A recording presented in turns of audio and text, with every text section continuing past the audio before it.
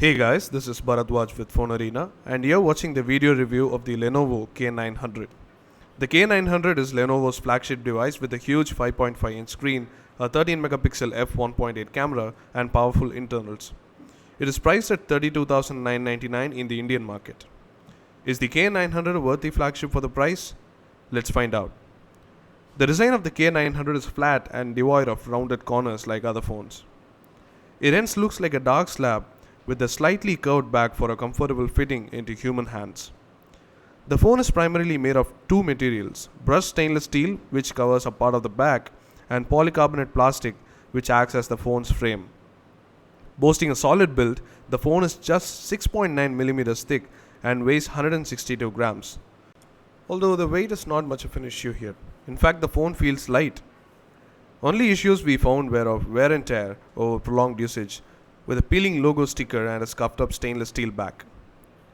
The front of the phone is completely covered by Corning Gorilla Glass 2 with the earpiece, 2-megapixel front-facing camera and the sensors on top, and the capacitive Android shortcut keys home, menu and back below the 5.5-inch display. The right side houses the power lock switch and the microSIM pull-up tray, which requires the inbox tool to eject. Present on the left is the volume rocker, and you can clearly notice the demarcation between the polycarbonate frame and the stainless steel back. The top is left flush, which is a good design decision for a huge phone, and the bottom has the 3.5mm audio jack, the primary microphone, and the micro USB port with the USB OTG functionality. Over the top left on the back is the 13-megapixel rear-facing camera with dual LED flash and the secondary microphone for noise cancellation and during stereo video recording.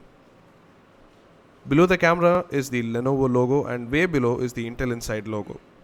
The loudspeaker is present at the bottom right of the back and is loud and clear. The display is a 5.5-inch IPS panel with a full HD 1920 by 1080 resolution.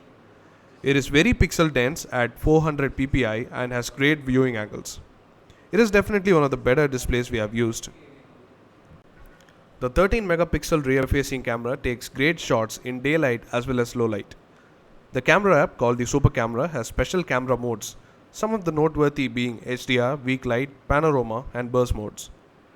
There are also these extension lenses that bring Scalado's utilities like perfect group shot and remove, along with lenses for a standard GIF and a moving GIF. There are a lot of inbuilt filters too, and extensive options for controlling each and every aspect of the stills camera.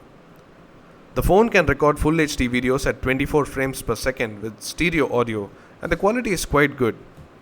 The electronic image stabilization option marginally reduces the shake using the cropping technique. You can check out the stills and video samples, including a demo of the camera UI, in our camera review.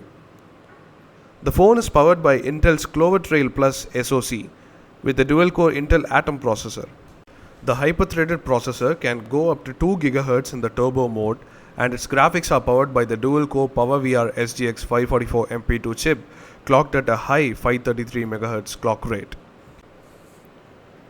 The performance is overall very good, with games performing really well in our tests.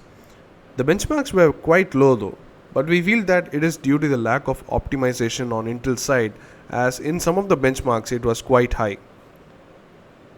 Also, we felt that the phone overheats when under stress, which is quite normal, but because of the device's thin profile, the heat was apparent, especially during gaming.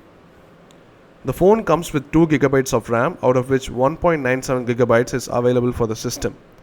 On a fresh boot, you get about 56% of the RAM free, but it rapidly fills up thanks to the default launcher, which makes it a bit laggy overall.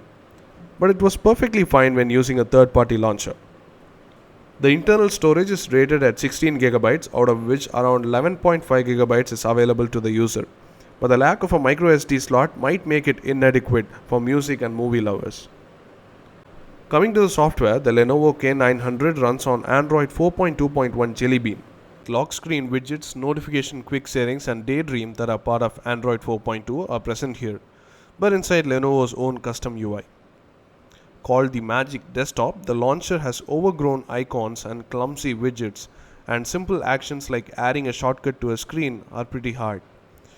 While it provides plenty of options for customization like a ton of effects for the home screen and the app list, the additional toggles on the notification bar, the quick actions for SMS notifications, it still leaves much to be desired in terms of polish and stability.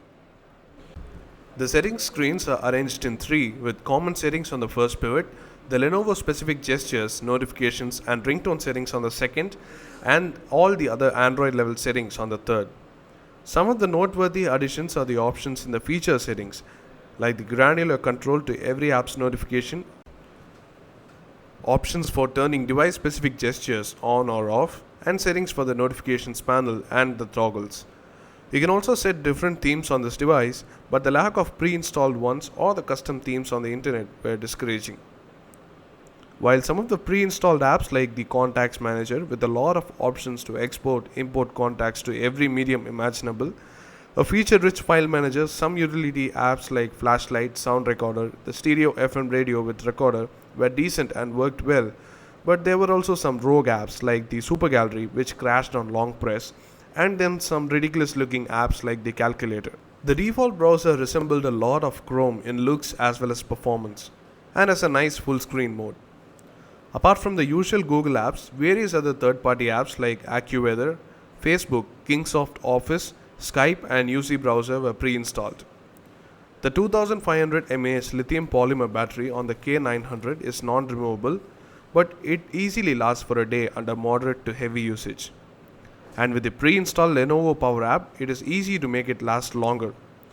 The Lenovo Power app has control over each and every battery draining feature and lets you customize your own battery mode for optimal battery life. It also has smart mode switching based on power scenarios, much like a full-fledged PC, which is welcome for phones like these. In the end, the K900 is a noteworthy flagship device from Lenovo. It has an insanely thin and solid build, a great display for media consumption, a superb camera that takes usable low-light shots. It also has fast performance for most tasks and a good battery life. However, issues like wear and tear, huge form factor, overheating, the lack of a micro SD card slot, and the lack of polish and stability of the Lenovo UI, and some default apps should be taken into consideration. But if you can compromise with the issues stated above, the Lenovo K900 is a great phablet flagship worthy of your money. And that's not it yet. Do check out the full review of the K900 on our blog for an in-depth look into the device. Do hit the like button if you like this video and do subscribe to the Phone Arena YouTube channel for more video reviews like these. Thanks for watching.